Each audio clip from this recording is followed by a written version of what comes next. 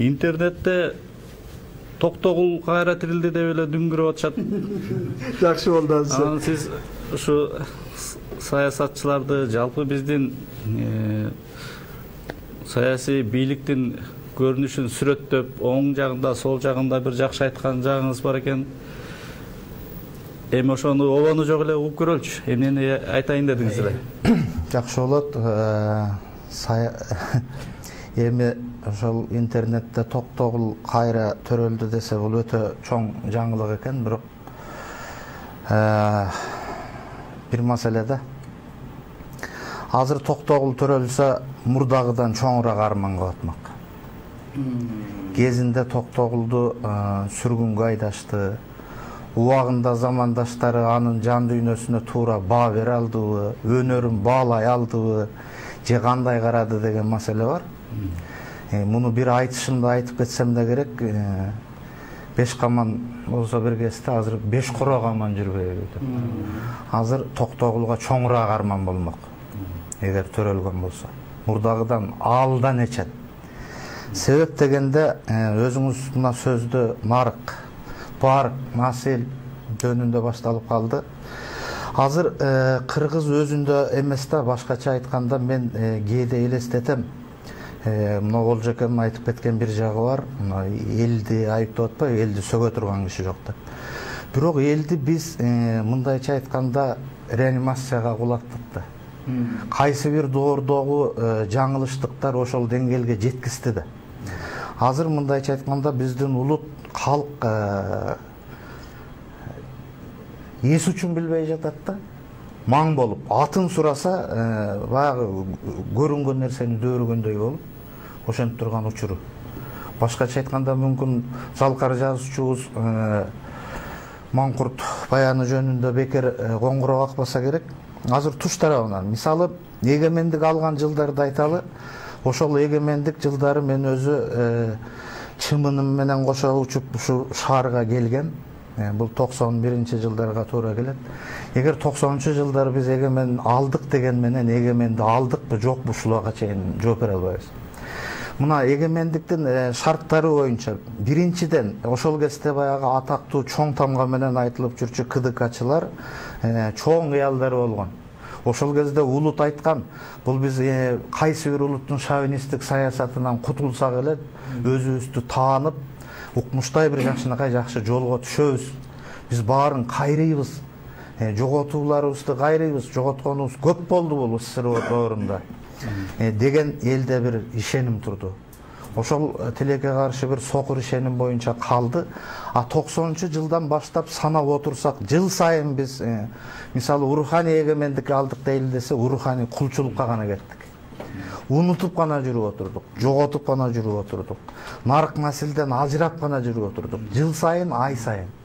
Мына эми ошол нерсенин баары баягы ээн үйдү шайтан бийлейт болуп, ошол кезде биздин советтик идеология сиңген көкүрөк бош калгандан кийин, ал упурап түшкөндөн кийин, ордунун баардыгы көрүнгөн акыр чикирге толду. Ошол акыр чикирлердин бири катары биздин ошол кезде сүйүнүп жүрдүк. Ой, биздин өзүбүздүн президент бар. Дүйнө жүзүн кыдырып, не бир окмуш падышалар менен сүйлөшүү жүргүзүп атат, Кыргызстанды таанытып атат, эгемендикке алып чыгып баратат, оонго каптатты деген кур даңгыраган сыртындагы гана бир сүйүнүчтөрдө жүргөн экенбиз. А биздин ошол кыдырып барган жетекчилерибиз, башкаларыбыз булар эмнени алып келди? Бизге башыбызга үйгөн карызды алып келди, анан жаман адаттарды. Элбек мырза, сиз Кыргыз Республикасынын эл артистисиз. Эмгекте сиңирген артистсиз, туурабы? Сиз элитага киресизби? Мен бул өзү элитабыз, интеллигенциябыз, биз баландайбыз, түкүндөйбүз, эркинбиз, либералбыз, демократбыз. Не деген гана бир аттарды атап айтып жүрөт. Мен чынында бул али күнчө кулагыма жат угулган сөздөр. Мен жөн гана эгер боло алсам, адам болсом, анда өтө жакшы нерсе. Ал эми кыргыздын баласымын. Андан кийин ал эми баягы бир сыйуурга албы, башка менен эл кандай атаса, ал биздин ишибиз эмес, коомдуку. Бирок мен аны теги жанагынтип элитамын, интеллигентмин, башкамын дегенден уялам, анте албайм. Бул сөзүңүз менен парламенттин кишине басынтып аткан жоксузбу?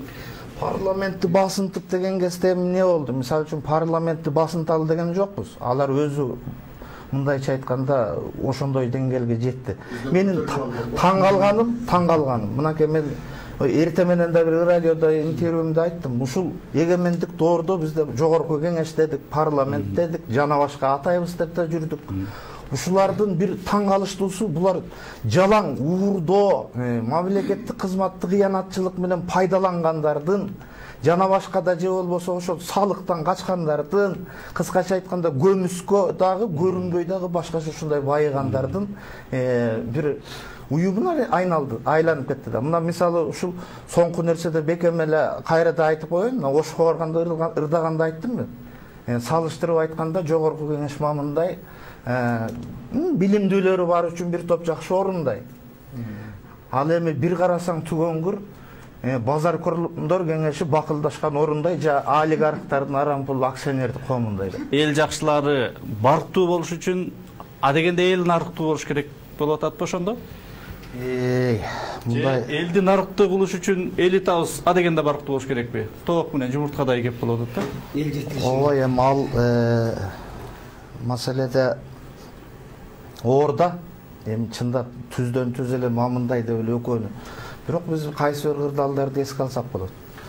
Жогоруда деле ошо айтып атам. Кайсы бир учурда бир жерден кеткен да баленин бар. Маселен, ушул айтып атпаймынбы? Бир кызыктай, бир парадоксальный көрүнүш болду жакын беле.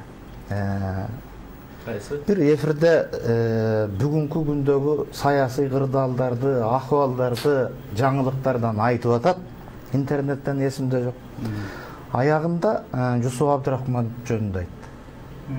Анын кыскача өмүр баянына токтолуп, өзү дагы кыска жашат ал киши.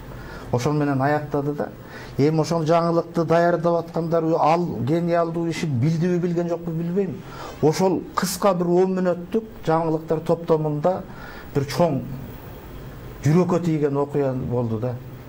Бүгүнкү күндөгү кебетелерин тетигилердин көрүп атабыз да. Анан Жусуп менен бүтүп атат.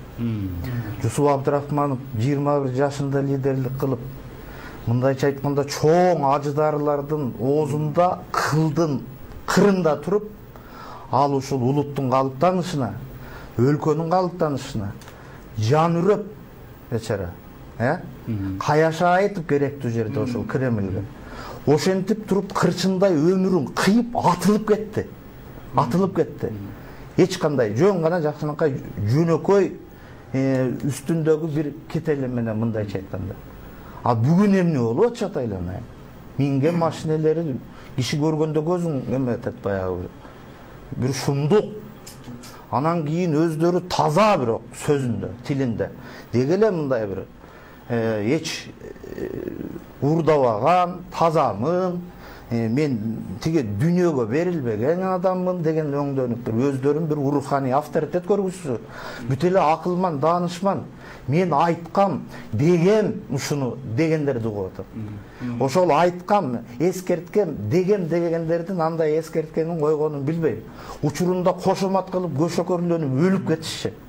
Кимдин колунда тизгин турса, ошонун алдында айланайын жорголоп, келин болуп, жүгүнүп, ошондой кылып тургандар, анан бир маалда мен буга акылчы болчумун деп атышат. Мен акыл айтып турчу элем ушундай. Негизинен эл башылар биздин мынагы алыс кетпей эле коелу, кечээки кылымдарда үлгү болчу. Маселен бул кыргыздын өзүнүн нарк населине, салтына, менталитетине, кыргыздын кыргызча мүнөзүнө тиешелүү система жашап келген. Маселен, билсеңиз керек, ошол тиге Нурдөөлөт болуш өзүнүн тентиген, текестик аталган садырды ордунан ыра көрүп, ушул башкарат деп, болбосо жалгыз ат, жалгыз ала чыкчан эле жөн эле мырза болгон. Анын эч кандай бир байлыгы же башкасы. Ошо кезде эле малы келип, суу ичкенде суусун токтотуп койгон байларды шайлап аткан жок. Азыр эмне деп атат? Азыр партиялык тизмеге кире албайсыз сиз. Бир нече миң бермей. же миң нече миллионуң болбосо сен анда киши эмессиң. Азганакай убакыт калды, парламенттик шайлоо деген болот. Ошондо дагы бир мүмкүнчүлүк туруп атат, калктын, элдин колунда. Мына ушунга бир мындай зирек, сергек карап берсе, калкыбыз жакшы болот эле. Анан кийин айтып атпайлы ошо миграция боюнча жана башка боюнча. Эми биз дагы кеч эмес, кой бүгүн бир өзүмдүн абийириме көз чаптырып көрөйүнчү деш керек да чече турган кишилер. Токатерин айткандачы, биз сүйлөп таркайбыз, азыр биздин сөзүбүздү уккан бар, укпаган бар ачык эле. Азыр кээ бирөө күлүп аткандыр. Жанагы эменин тиги бир актёрдун сөзү бар, тиги Кудайдын жылмайышын кааласаң пландарың жөнүндө айтып берет. Ансыңарындай биздин пландарга күлүп отургандыр мүмкүн, бир көргөндөр. Акуштар мындай үмүт бар турбай булар деп. Ансыңарындай эми ошолор азыр тезирээк эле абийирине келиш керек имандан. Бүгүн эми кеткенди кой, өткөндү кой. Мына айтып аттык эми калк деле, эл деле, башка деле бир Батукаевдин тегерегинде жарым жыл сөз кылыш керекпи?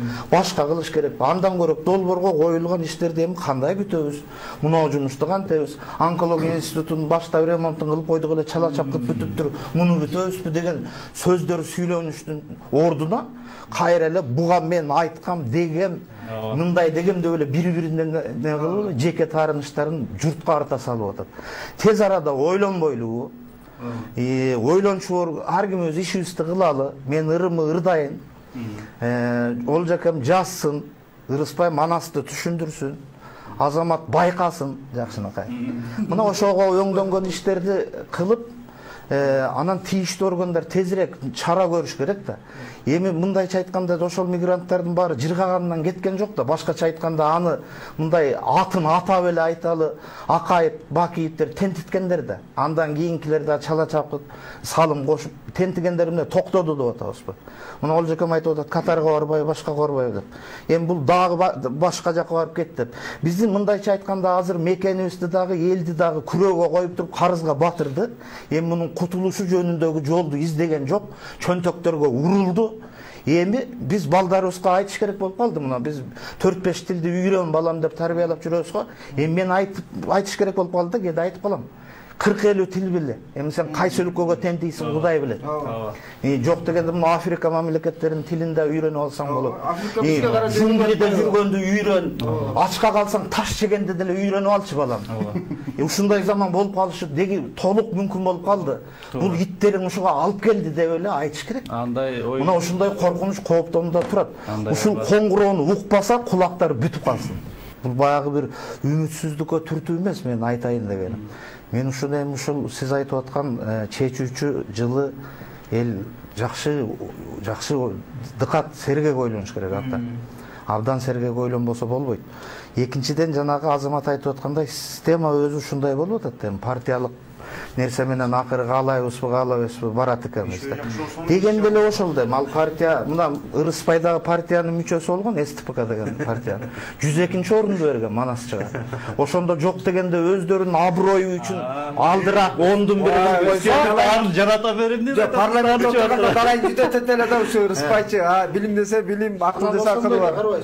Мен сүйүндүм. Манасчыны бул тарыхта биринчи болду партия өзүнүн курамына алып ушундай шайлоого аттанып атыптыр деп, ордун сурасам 102 дейби, ушундай дейт да. Эми бул реалдуу орун эмес. Мисалы партия акылдуулук кылса, мынчалык Ырыспайдай жигитти тартканда 5-тин бири кылып койсо, ал абройлап келмек. Мен ошондой. Бул ошол Манасчыга кыргыз калкы өзүнө өзү кандай карайт экенинде. Мен чынын айтам, мен чынында ушу бир өзүмдүн жеке оюм, бизде бир убакта байкуш Исхак Разаков кейген экен, мен бир эле кыргыз бар деп жүрсөм 2-3 турбайбы деп. Ошол сыңарындай бизде ушул 2-3 кыргызбыз деп кыргыз атын жаманган бир 2-3 балекет бар. Бар. Кыргызга кыргыз мынча кыянатты кылбаш керек эле. Кылып атышат. Анан эми ушундай нерсени эмнеге ойлон да, биздей пенде бийликте турганы менен. Ал бир чечимди кабыл ала турган киши. Ойлонушпайбы? Ушул учурдагы бийлик ойлонбойбу мисалы болуптур. Мурункусу жаман экен, улам кеткени жаман. А жакшысы келген экен. Жакшы ойлонушсун. Көрсөтүүбүздү өзүнүн жакшынакай бир ыры менен жыйынтыктап койсун. Биз сиздер менен коштошобуз. Саламатта калыңыздар. Жакшы ыр менен бүтөлө. Энекем деген мыкты чыгарма бар. Сөз Анатай агабыздыкы, обону Асангалый Залкар оончубуздуку. Ошондон бир эки куплет.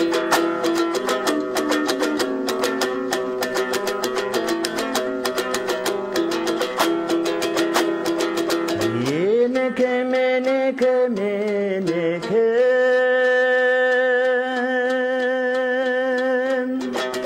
kemi ve sırısın berekem. Biz dağı deniz akbol olucu, orvan çürügür sene sen. Biz dağı deniz akbol olucu, orvan çürügür sene sen.